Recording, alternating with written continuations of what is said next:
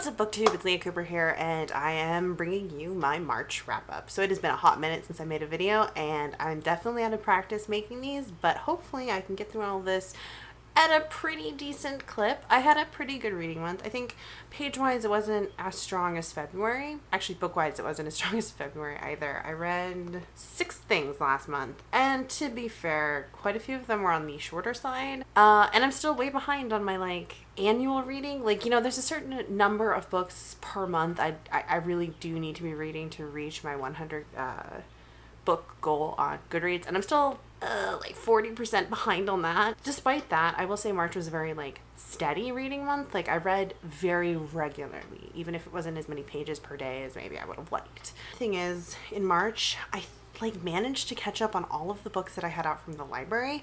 I didn't have to return anything to the library and read, which that was a huge accomplishment, since I think if you've been around a little while, you know that over December, January, I was really struggling with that. So let's get into the things that I read in March. So the first thing I read was Cold Forged Flame by Marie Brennan. I read Marie Brennan's first Memoirs of Lady Trent novel kind of during the fall season. I listened to it on audiobook, and I wasn't really into it. It was well written, but I didn't get the hype. I'm not going to be continuing on with the series, but I know how much everyone around BookTube seems to love Marie Brennan. So when I was randomly at the library with my sister, I saw this little novella. This is a Tor.com novella, so it's 100 pages. I was like, you know what, I'm just gonna give it another chance. I'm just gonna give her another go, see if there's something else she's written that I would really click with. This is sort of an ambiguous secondary world fantasy. The protagonist is a person awoken by a circle of sort of elders / sorcerers. I think sorcerer is the wrong word for these people, but irregardless, they wake her up. She has no memories of herself or her life before this moment, and she's bound to do their bidding. And they send her on a quest to retrieve some blood from a cauldron from this magical island, from this magical creature on this magical island. And the book is her going on that quest, her compulsion to complete it, and her trying to face the challenges on the quest, and also learn things about herself, remember who she is. It was extremely generic. I think I gave it 3 stars on Goodreads. I definitely wouldn't give it more. It was extremely predictable, and it was very status quo type of amnesiac quest fantasy, and that's not new, and nothing really going on in this book was new. So yeah, and plus it was a novella, so it's not like it really had the space to develop a really rich, unique fantasy world. It just kind of, it reminded me of a lot of different fantasy worlds because it was just kind of generic. So if you're a huge fan of Marie Brennan, if you're a really huge fan of Tor.com novellas and you want some easy fantasy, maybe you enjoy it. I just thought it was average, and I don't want to call it a waste of time, but it was kind of it didn't wow me. I wouldn't really recommend it.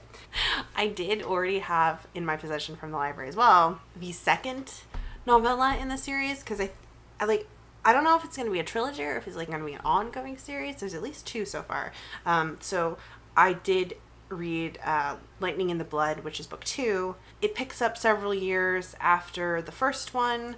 The protagonist has learned more things about themselves, and in this book they continue to learn more things about themselves. They help out a friend, essentially, that they have made in the intervening years between books 1 and book 2. It is a character introduced in book 1. But again, the story's pretty predictable, pretty generic. It's very standard, this type of thing. I thought the conclusion on this one was intriguing. Will I be looking out for more books in the future? Probably not, because I think what's gonna happen, right, is it's gonna take a year for the third one to even come out, and there's nothing really captivating enough about either of these two novellas so that I'll remember enough so that I'll care about the third one. I think they're a lot less memorable though than the Memoirs of Lady Trent. I think the standout thing about Memoirs of Lady Trent, and even though I'm not a huge fan of it, is they are so stylistically unique. Like Brennan really does have a unique, specific, well-cultured voice in the Memoirs of Lady Trent, and they are very aesthetic in what they're doing, and I think that's why people enjoy those books. And these novellas don't have those elements, and I don't find the characters particularly memorable. Anyways, let's move on. The next thing I read, also Tor.com novella, and I was reading this for the BookTube SFF Awards, was All Systems Are Red by Martha Wells. This is a science fiction Tor.com novella about a murder bot, or like a robot designed to be a security guard type robot who has hacked its governor module. That's a little bit of a mouthful, and is basically a sentient person. It's been rented out along with a bunch of other company equipment to guard a survey team on a planet. And it doesn't really like humans per se. It really doesn't want to have anything to do with humans. It would like to just be on its own and watch television, but it's gonna do its job, and it's gonna do its job well. In the course of the novella, of course, a lot of bad things happen. So the survey team is attacked by some native wildlife, and another survey team, not connected with them, but like that they are in contact with on the planet, goes silent, and the crew eventually realizes that their murder bot has a hacked governor module, and it is utterly charming. I gave it 5 stars. I loved it. I cannot wait to read the second one. I already have it on hold at my library, even though my library doesn't even own it yet. I thought it was just charming. I think Murderbot, because that's what that's what the robot calls itself, Murderbot, is a delightful, sympathetic character. I think the interactions with it, between it and the people on the survey team, are just like painfully fantastic and engaging. I love like the reveals. Plus, it just had like a fun little planetary adventure. Now, my previous critique of the Marie Brennan novellas is they are very like stock and trade fantasy. They're not doing anything unique. To some extent, you could say that All Systems Red is kind of in the same boat. It is very much a familiar, futuristic survey team on a dangerous planet with kind of enemy entities in play around it that they are unaware of. And that is a familiar story as well. I think the thing that really elevates All Systems Red is there is an undercurrent of humor in it, and there's also just like really charming characters to get you invested in it. Murderbot is such a sympathetic protagonist, and like I want to see where its like journey takes it. And I think that is a crucial distinction between these two novella series that makes All Systems Red really stand out. Now, I'm going to do a joint review of All Systems Red and Binti Home as part of my BookTube SFF Awards series, so I won't talk about it anymore here. I liked it. I would suggest picking it up. And it's only like 120 pages too. Next thing I read was Winter by Ali Smith. This is the sequel to Autumn, also by Ali Smith, obviously, and it's part of her Seasons quartet that she's putting out. These are a series of novels that are like post-Brexit contemporary literary fiction, commenting on like up-to-the-minute type of political and social situations in England.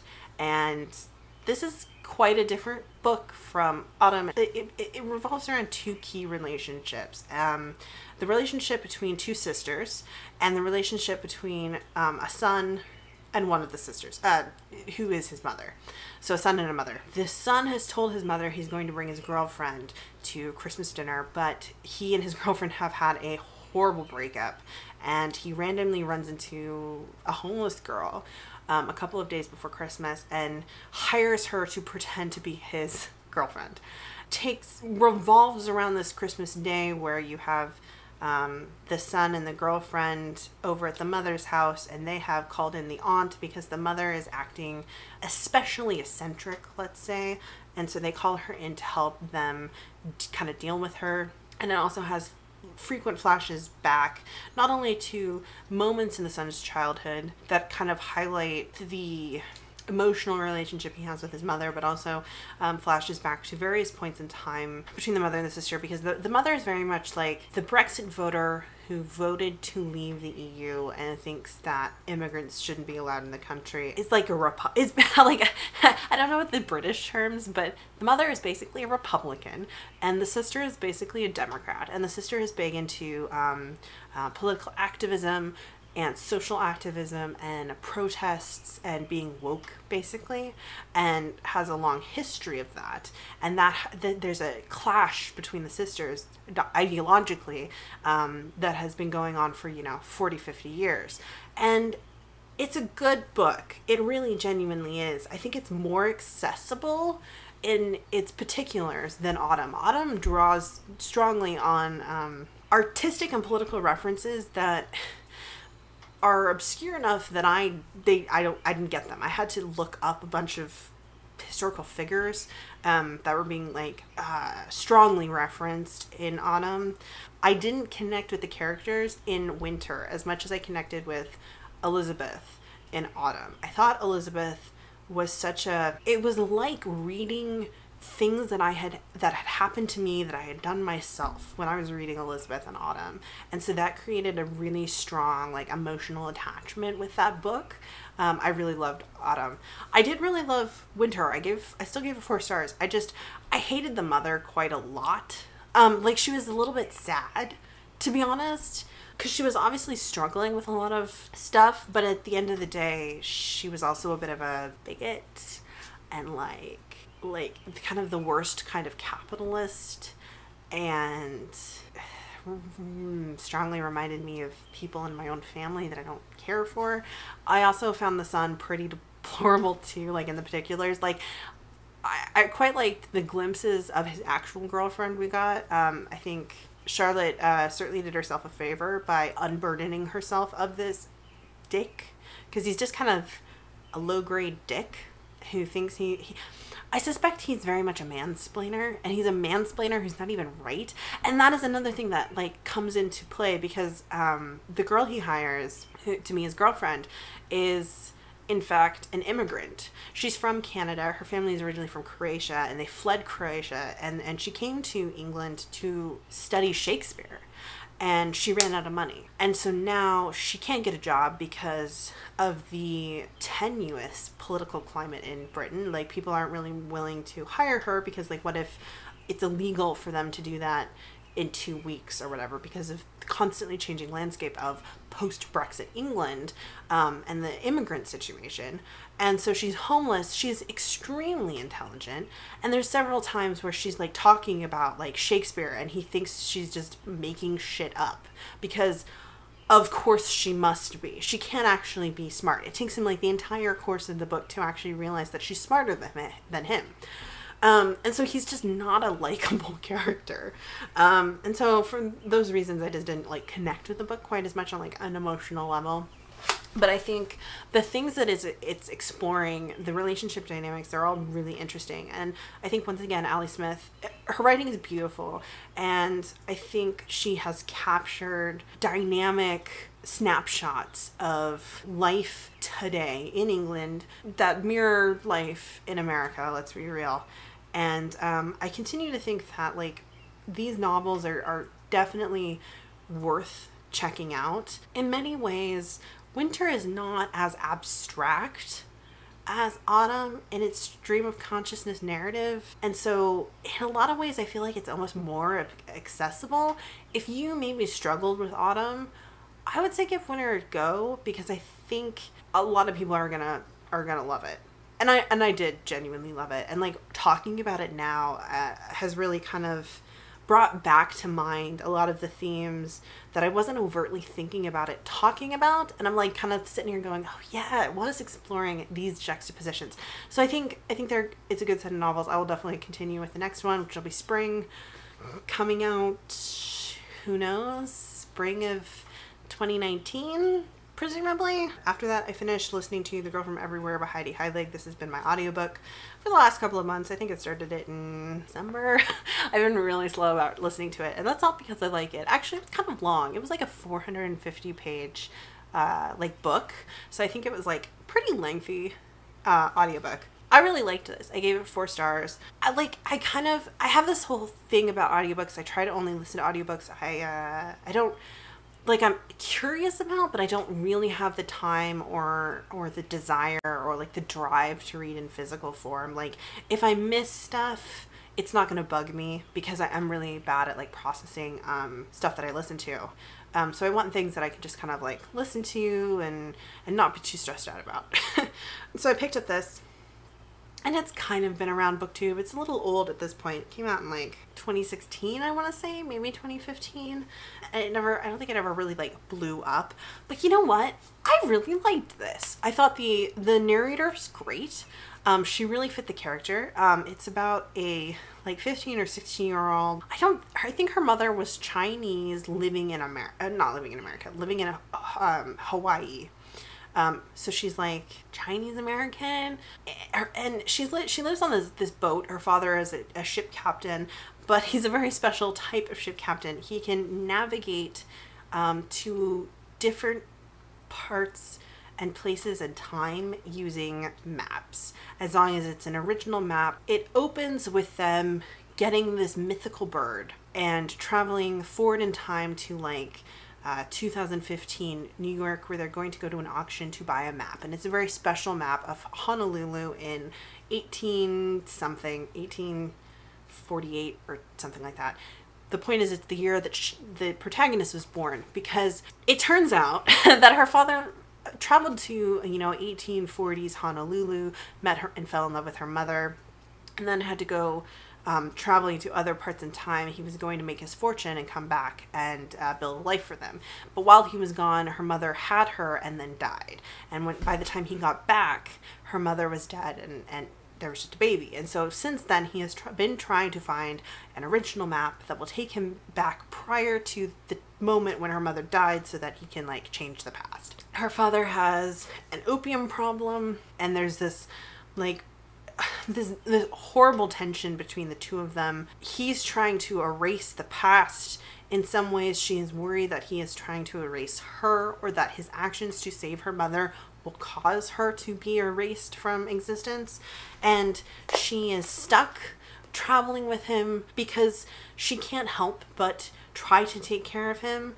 And also she wants to learn how to navigate for herself, so if nothing else, she can get away from him eventually. And so there's this really complicated, messy relationship between the two of them. The ship is crewed by a bunch of misfits that her father has picked up over the years in various times and places. They get this map from Christie's that's supposed to take them back to the year that she was born, but unfortunately it takes them back to 1868 instead, which is actually the year that she, at that age, would have been living in Honolulu if he had never taken her from there. And it actually turns out that this was on purpose, that these people were trying to get them there so that they could hire them to do this job.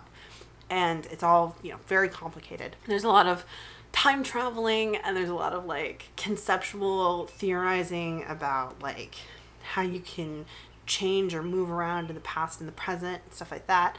It's great. Like, it's genuinely just a really engaging book. I think it has really complicated relationships in it. There's good character growth. There's good action adventure. There's a sort of a love triangle, but like the dude she ends up with is like the relationship I was like cheering for. I thought there were some good revelations. The ending's a bit like cheesy.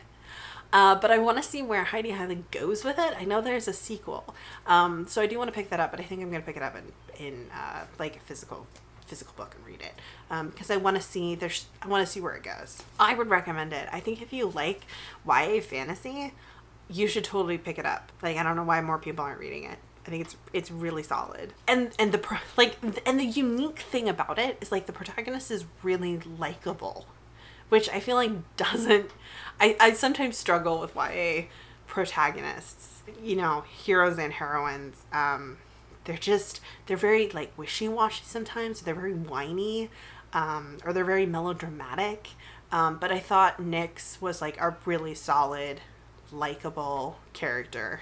So yeah, I would recommend that one. After that, I read Binti by Nnedi Okorafor. This is the first book in her Binti trilogy, which is a trilogy of novellas put out by Tor.com. And so I was obviously reading this one because Binti Home, the sequel, is nominated in the BookTube SFF Awards in the short fiction category. This is the first thing I've ever read by Nnedi Okorafor. I gave it 3 stars. I thought it was okay. I liked the first half better than the second half, or like the first quarter better. I liked like some of the initial world building we got with like Binti and her culture and her home world and all that sort of stuff. I thought that was really interesting. But like there's this moment where it shifts and becomes this like strange story with aliens, which I mean obviously it's a science fiction story. But like I felt like there were a bunch of steps skipped in like the logic of the story, and like there's this like she's on this ship, so she decides to leave home against, you know, everything that her culture says to do and against her family's wishes to go to this university because she's a mathematics genius. Okay, that's the plot. And then on the ship headed towards the university, they're attacked by this alien race, which there's no like allusion to this alien race before it happens. They just attack, and then it's like, oh, here's this half a page of exposition, which I was just kind of like, okay. But then she manages to like there's no like really concrete information about like why exactly she manages to not be killed by the aliens. There's like this device, she doesn't know what it does, and like somehow it's just like magical, and it like it hurts them or repels them. And then suddenly she like can communicate with them, and then she like convinces them to let her talk to the people at the university that they're going to like steal something from, because she's like she wants to mediate between the aliens and the people at the university, and the aliens disagree. And then we have this like vague description of her making her argument, and the people in the university just going with it and being like, oh yeah, let's be friends, let's like reinforce our treaty. And it's all just very like, it jumps and it's just very convenient, and you're just kind of like, what, who, what? I don't know, like it kind of made me wonder, is it for middle grade? Like, because it sort of felt like a middle grade story, like the actual specific on the page complexity felt kind of like middle grade. So I wasn't super into it. I just felt like there were a lot of things just like skipped or jumped over or like hand waved. I felt like a lot was just hand waved, and I thought there was a lot of just like Binti saying, let me negotiate for you, and everyone just being like, okay, even though there's like she never really presented information or like an argument that seemed like it would logically do any good. I do have the second book out from the library, so I'll go ahead and read that, and I'm going to review that in a joint review, like I said, with All Systems Red. I don't know. The second one's Binti Home, and so presumably it's when she goes home, so maybe we'll get more of like her home culture stuff, which I thought was more like solidly, specifically built up. That was actually the last thing I read in March. I guess I'm done. Okay, this wrap up went on a really long time because I just spent a lot of time talking about the books and like giving mini reviews. Whoops, you gotta have a lot to do in editing. Yay. Anyways, that's the stuff I read in March. I'll have a book review coming soon of an arc I finally finished reading, and I'll have my TBR video coming up shortly as well. Sorry that I've been kind of absent. I talked about this on Twitter a little bit. I'm probably not going to be making videos as frequently as I have in the past, just because A, I'm not reading quite as much, and B, the whole thing with the way YouTube changed monetization has kind of negatively impact my drive to do this channel. I mean, and it's not just because like, oh, I wanted to like make YouTube videos and make money. That's not really it. It's more about being able to monetize your videos,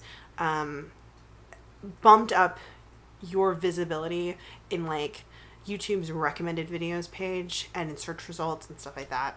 Like they boost monetized videos, and they don't with not monetized videos. And I was this close to being able to monetize my videos when they instigated the changes to the rules of how you can get monetized. And so if you like my reviews, my content, my whatever, don't forget to hit that subscribe button. And I'll see you guys in my next video. Bye.